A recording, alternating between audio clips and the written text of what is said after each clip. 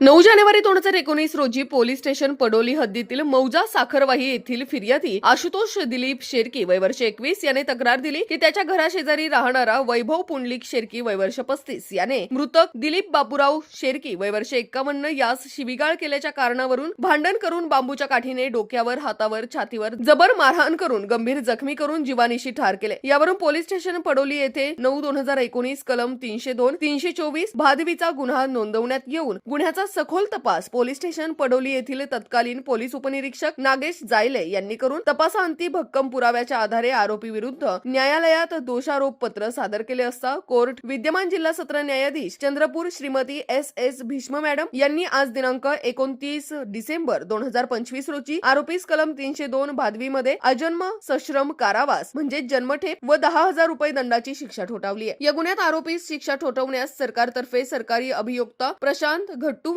जिल्हा सरकारी वकील चंद्रपूर आणि पैरवी अधिकारी म्हणून पोलीस अंमलदार 2670 रोशनी रंगारी आणि दत्तक अधिकारी म्हणून सहाय्यक पोलीस निरीक्षक योगेश हिवसे यांनी कामगिरी बजावली आहे।